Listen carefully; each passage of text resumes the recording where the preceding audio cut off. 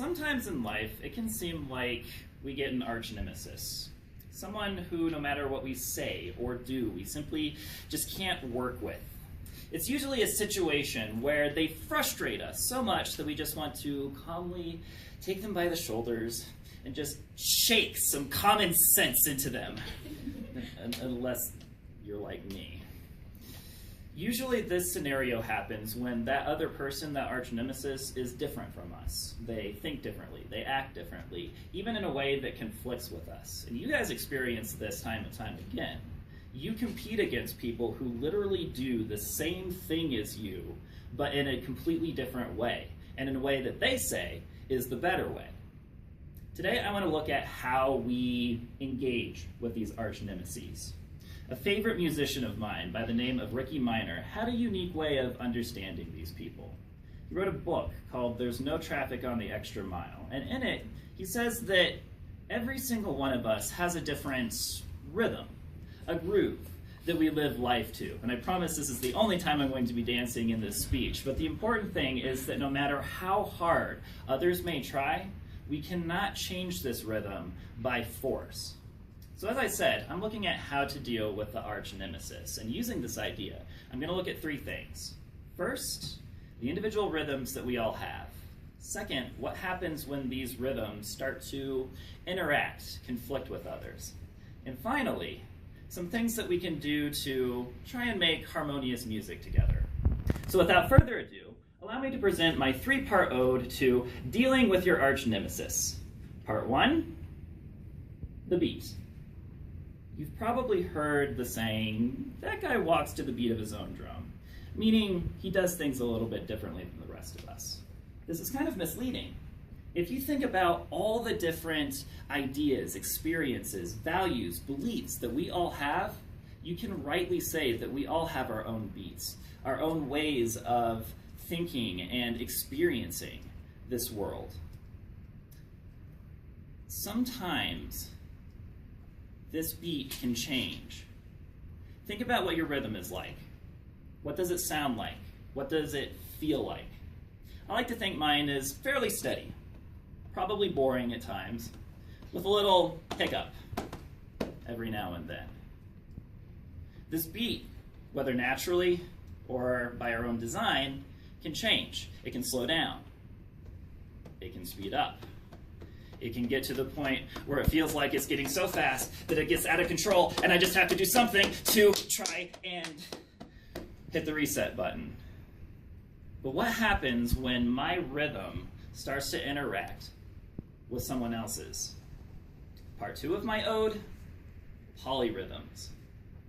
If you have two grooves or two songs going on at the same time, you are in for a very interesting experience. Just like when you have two people working together. In both cases, you have multiple independent elements trying to work either with each other or against each other. In music, we call this a polyrhythm. You might have one bit rhythm doing its own thing over here. 1, 2, 3, 1, 2, 3, 1, 2, 3. And another one over here doing something completely different. 1, 2, 1, 2, 1, 2. The cool thing is, you might have something in between that is more than the sum of these parts. It doesn't matter how similar or different these rhythms are. The real importance is this interaction in between. If everything syncs up, that's when magic happens.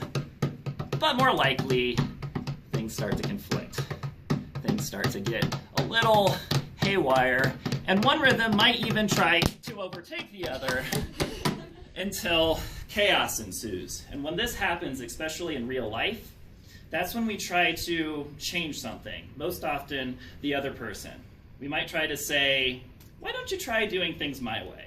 Or you are wrong. You are wrong. You are wrong.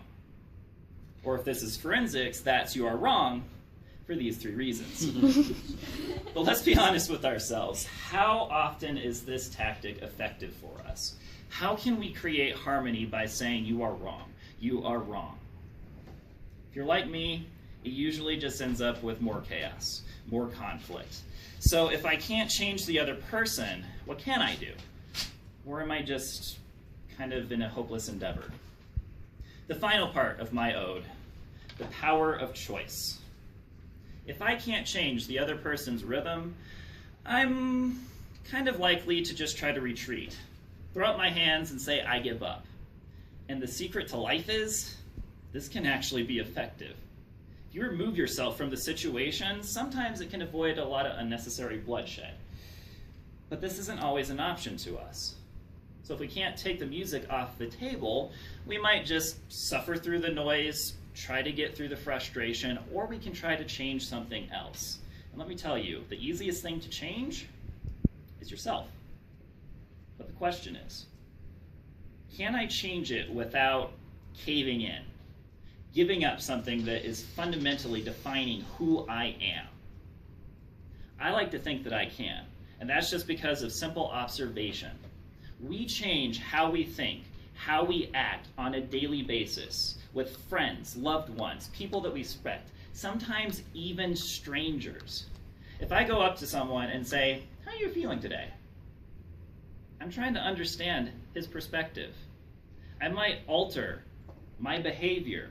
I might become a little more sympathetic, come up, give him a hug. We have a word for this. We call this empathy. To try and understand the other person's perspective, their rhythm, even trying to sync up with it, even when it seems like it's an impossible task. It can be difficult, it can be scary, but time and time again, it can be worth it. The fact is, empathy allows you to open yourself up for reciprocation. Show empathy to someone else, and they're likely to reciprocate. And even if they don't, even if they're still stubborn and still our arch nemesis, empathy gives me a choice to make. I get to decide if, when, how I change how I think or act. Essentially, empathy gives me the power of choice, which in turn gives me control. And this control is something that no other option I've talked about when dealing with my arch nemesis can come close to. This concludes my ode to working with the arch nemesis. You can hold your applause until the end. Thank you. There will be an encore. The fact is, life gives us a challenging person every now and then, but realistically, we're just different people. Different perspectives, different rhythms. Everyone going at their own pace in life. And no matter how hard we may try to avoid interacting with each other, avoid conflicting with each other, this is inescapable. But the thing that we do have is control. The only question is, what are we going to try to control? The other person or ourselves? At least I know in controlling myself, I can preserve the level of autonomy and freedom that I want to exercise going through this world. So Monday, when you come back to school and the different tunes, perspectives, the noise start to conflict with your own rhythm, what are you going to choose to do?